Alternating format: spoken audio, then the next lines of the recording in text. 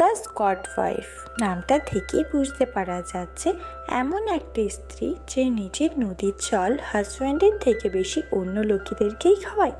কিন্তু একটি স্ত্রী এমনি কেন করে, এটাই আজ আমরা জানবো।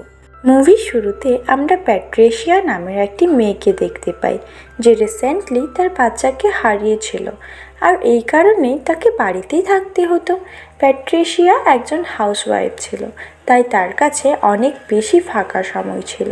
আর তার হাজব্যান্ড চিপ একজন ডাক্তার, এই কারণে সে তাকে অনেক বেশি সময় দিতে পারতো না। প্যাট্রিসিয়ার সোফি নামের একটি ফ্রেন্ডও আছে, কিন্তু এখন সে শহরে ছিল না, তাই সে আরো বেশি একা ফিল করে। ততক্ষণে চিপ বাড়ি চলে এসেছিল, কিন্তু রাত্রে তাকে আবারও কাজে যেতে হবে, তাই সে প্যাট্রিসিয়াকে প্রমিস করে সে সকালে এসে তার সাথে ব্রেকফাস্ট করবে। এরপর চিপ সকালে তার কথা মতো চলে আসে, কিন্তু সে ব্রেকফাস্ট করে না কারণ তার অনেক ঘুম পাচ্ছে। যখন চিপ ঘুমোচ্ছিল, প্যাট্রিসিয়া তার সামনে নিজের নদীর জল নিজেই বের করার চেষ্টা করে। সেটা দেখে চিফেরও ঘুম ভেঙে যায়, কিন্তু সে কিছুই করে না আর আবারও ঘুমিয়ে পড়ে। এর পরের দিনটি প্যাট্রিসিয়া একাই কাটে এবং জানালার অন্যদিকে একটি মেয়েকে দেখতে পায়, এবং রাতের বেলা প্যাট্রিসিয়া দূরবীনে ওই জানালায় দেখে যেখানে সেই মেয়েটি একজনের সাথে নদীতে সাঁতার কাটছিল, যেটা দেখে প্যাট্রিসিয়া অবাক হয়ে যায় আর তারও ইচ্ছা হয়। তাই সে চিফকে কল করে জলদি বাড়ি আসতে বলে, কিন্তু চিফ বিজি থাকার কারণে বাড়ি আসতে পারে না। মনে হয় চিফের প্যাট্রিসিয়ার সৌন্দর্যের উপর কোনো ইন্টারেস্টই ছিল না, তাই প্যাট্রিসিয়ার রাগে অনেক চিৎকার করে। এর পরের দিন তাকে চিফ লাঞ্চ করাতে নিয়ে যায় একটি রেস্টুরেন্টে। সেটা দেখে প্যাট্রিসিয়া অনেক খুশি হয়ে যায়, কারণ যে লোকটা তার সাথে বসে দুটো কথা বলে না, সে আজ তাকে লাঞ্চ করাতে নিয়ে এসেছে। তখনই রেস্টুরেন্টে ওয়েটারের নজর প্যাট্রিসিয়ার ফুটবলের দিকে পড়ে, কারণ তার জামার বোতাম খোলা ছিল। এইসব কিছু চিফও নোটিশ করে, কিন্তু সে ওয়েটারকে কিচ্ছু বলে না। তখনই সেখানে সেই মেয়েটি আসে, যার খেলা প্যাট্রিসিয়া দূরবীন দিয়ে লুকিয়ে লুকিয়ে দেখে। ঘর আসার পর প্যাট্রিসিয়া চিফের বন্দুকটিকে রেডি করার চেষ্টা করে, কিন্তু চিফ সেখান থেকে চলে যায় কারণ তার অফিসে অনেক কাজ ছিল। পরের দিন প্যাট্রিসিয়া সোফিকে কল করে আর বলে অনেক দিন হয়ে গেছে চিফ আমার সাথে খেলাই করে না। এটা শুনে সোফিও বলে আমারও একই অবস্থা। এটা শুনে প্যাট্রিসিয়া একটু খুশি হয়। সোফি তাকে বারে যেতে বলে রিল্যাক্স হওয়ার জন্য। প্যাট্রিসিয়া একটি বারে যায় যেখানে একটি লোক তার কাছে আসে আর তাকে পটানোর চেষ্টা করে, কিন্তু সে ইগনোর করে দেয়। এরপর সে বাড়ি আসে, জানালা দিয়ে আবারও খেলা দেখতে থাকে আর দেখতে দেখতে ভাবতে থাকে কবে যে তার হাজব্যান্ড তার নদীর জল শান্ত করে। কিন্তু পরের দিন আবারও চিফ প্যাট্রিসিয়ার দিকে কোনো মনই দেয় না আর সাইডে কিছু টাকা রেখে ঘুমিয়ে পড়ে। টাকাগুলো দেখে প্যাট্রিসিয়ার মন খারাপ হয়ে যায়, কারণ তার টাকার কোনো প্রয়োজন ছিল না, তার প্রয়োজন ছিল কেবলমাত্র চিফের ভালোবাসার। এর পরের দিন চিফ 3 দিনের জন্য বাইরে যাচ্ছিল কিছু কাজের জন্য, কিন্তু প্যাট্রিসিয়া তাকে যেতে বারণ করে আর বলে আমাদের একটা বাচ্চা নিলে কেমন হতো। তখন চিফ রাগের মাথায় বলে তুমি মা হতেই পারবে না। এটা বলে সে সেখান থেকে চলে যায়। চিফ যাওয়ার পর প্যাট্রিসিয়া আবারও জানালা দিয়ে খেলা দেখতে থাকে আর সেও সিদ্ধান্ত নেয় কাউকে পটানোর। এরপর সে বাড়ি যায় যেখানে তাকে সবাই দেখতে থাকে, আর সেখানে তার দেখা হয় সেই মেয়েটির সাথে যাকে প্যাট্রিসিয়া প্রতিদিন নতুন নতুন লোকের সাথে খেলতে দেখে, আর তার নাম ক্রিস্টি, এবং তাদের কথা বলতে বলতে বন্ধুত্ব হয়ে যায়। এর পরের দিন চিফ বাড়ি আসে আর প্যাট্রিসিয়ার জন্য একটি টি শার্টও নিয়ে আসে। প্যাট্রিসিয়া আবারও তার সঙ্গে গেম খেলতে চেষ্টা করে, কিন্তু চিফ ইগনোর করে দেয়। এরপর আমরা দেখতে পাই ক্রিস্টির সঙ্গে চিফের চক্কর চলছে, আর এই কথা প্যাট্রিসিয়াও জানে না, আর ক্রিস্টিও জানে না যে সে প্যাট্রিসিয়ার হাজব্যান্ড। এরপর দেখতে পাই ক্রিস্টি ও চিফ মাস্ক পরে খেলা শুরু করে, আর তাদেরকে খেলতে প্যাট্রিসিয়াও জানালা থেকে দেখে ফেলে। এবার তো বুঝতেই পারছো এমনি কাণ্ড দেখে তার কতটা খারাপ লাগা উচিত।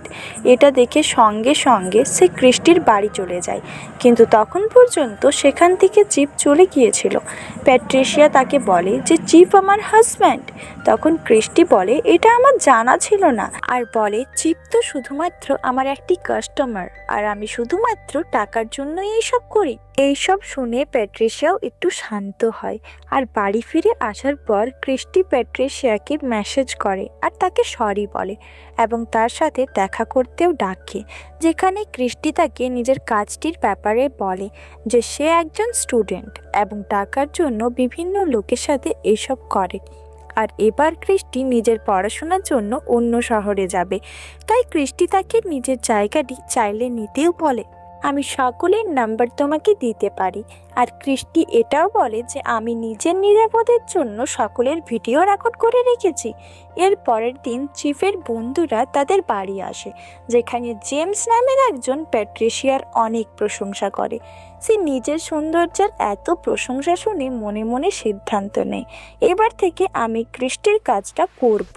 কিন্তু কেউ যাতে বুঝতে না পারে তাই ক্রিস্টি প্যাট্রিশিয়াকে নিজের পারফিউমটা দেয় আর সঙ্গে একটি চাকু রাখতে বলে নিজের নিরাপদের জন্য। এরপর ক্রিস্টির তাকে শেখায় কিভাবে সবাইকে হ্যান্ডেল করবে এবং পুরুষদের কীভাবে খুশি করতে হয়।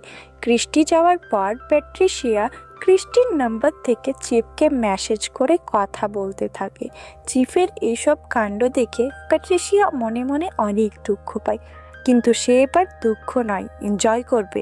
এরপর সেও ক্রিস্টির মতো একটি ক্যামেরা তার রুমে লুকিয়ে লাগিয়ে দেয় এবং তারপর সে চিফের বন্ধু জেমসকে ডাকে এবং তার ঘরের গাড়িতে চেপে নিজের শখ পূরণ করতে থাকে। এর পরের দিন যখন চিফ অফিস যাচ্ছিল তখন সে প্যাট্রিশিয়ার শরীর থেকে পারফিউমের গন্ধ পায়, যেটা ক্রিস্টির পারফিউমের গন্ধ। কিন্তু তখনও চিফ কিছুই বোঝে না আর অফিস চলে যায়। বাইরে বেরিয়ে চিফ ক্রিস্টির সঙ্গে টাইম ফিক্স করে, কিন্তু সে তো জানেই না ক্রিস্টির ফোন তো এখন প্যাট্রিশিয়ার কাছে। এরপর রাতের সময় দুজনই মাস্ক পরে দেখা করে আর জেমস মজায় মজায় গাড়ি চালাতে থাকে, কিছু না দেখি যে কে বটে। খেলা শেষ হওয়ার পর প্যাট্রিশিয়া নিজেকে বাথরুমে বন্ধ করে নেয়, যেটা দেখে চিফ সেখান থেকে চলে যায়। এরপর বাড়িতে প্যাট্রিশিয়া আগের থেকে বেশি খুশি থাকতে লাগে, যেটা চিফও নোটিশ করে। এরপর এক এক করে প্যাট্রিশিয়া অনেকজনের সাথে খেলা করে।